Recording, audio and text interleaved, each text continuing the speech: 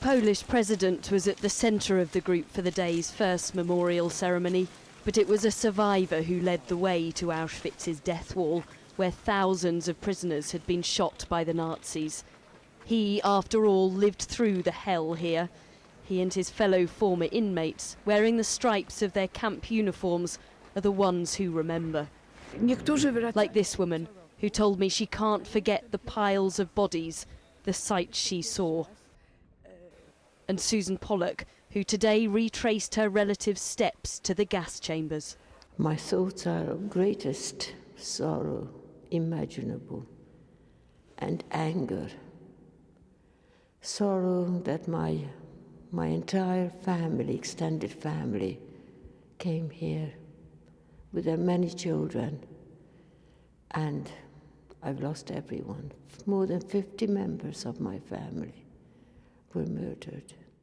In all, over 1 million perished at Auschwitz, mostly Jews, but gypsies, Poles and others too.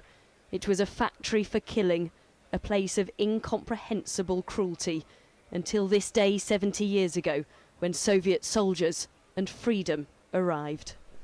10 years ago, on the 60th anniversary of the liberation, around 1,500 survivors came here to commemorate. Today, that figure is around 300. Most are in their 80s and 90s. As the number of survivors dwindles, preserving their stories and this place becomes even more important. And so they were the focus of speeches, not the world leaders who joined them beneath the gate to the camp. Today it was sheltered by a vast marquee. 70 years ago, there was no such protection from the hardships outside. The Polish president paid tribute to the guardians of the memories, those who survived the hell of hatred here. Steven Spielberg, who directed Schindler's List, showed a film made for the occasion. Before these words, which came from the heart.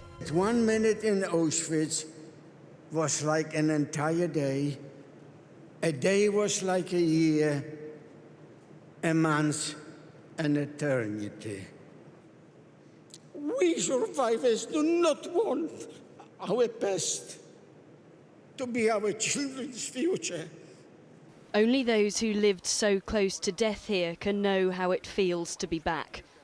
As darkness fell, they left the tent together to walk along the train tracks that brought them here. A long, silent, solemn movement towards the monument that honours their loved ones. These men and women were liberated 7 decades ago, but as they remembered those who were murdered, they know they will never be truly free from the horrors of Auschwitz.